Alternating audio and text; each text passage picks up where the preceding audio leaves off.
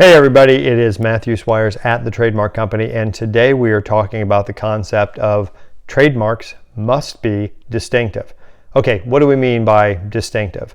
All right, in order for a trademark to actually function as a trademark, okay, to be your brand, consumers have to be able to recognize it, that it's identifying the source of where the goods come from.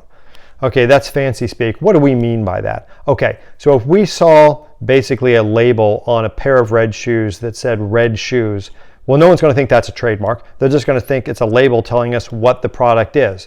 So therefore, red shoes for a pair of red shoes would not function as a trademark because, as we like to say, it's either descriptive or generic. All right, so a trademark has to be distinctive vis-a-vis the goods and services with which it is used. All right, so the concept of distinctiveness has to be incorporated into your selection of your trademark.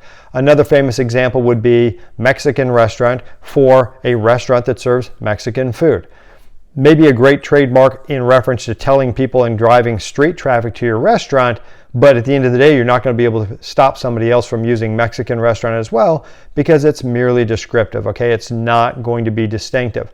What you need to do when you come up with a trademark is if you want to be able to protect it, it has to be distinctive. It has to be at a minimum arbitrary in reference to the goods or services.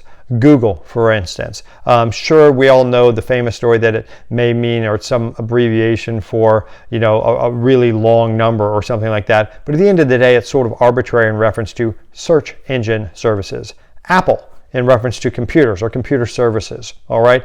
Completely arbitrary. Sure, it's a real thing, but it's not basically descriptive. So to be distinctive, you can't be descriptive. At best, you can be arbitrary, but you have to select a trademark that when someone looks at it, they're going to know that it's your goods or services, not somebody else's. Okay? So again, stick away from using descriptive terms when coming up with your trademark, and you will be fine, and your trademark will function as an actual trademark. If you have more questions on this subject, just feel free to hit us up at the Trademark Company. We're always willing to educate and help you out with any questions you may have about this or anything else. Thanks a bunch.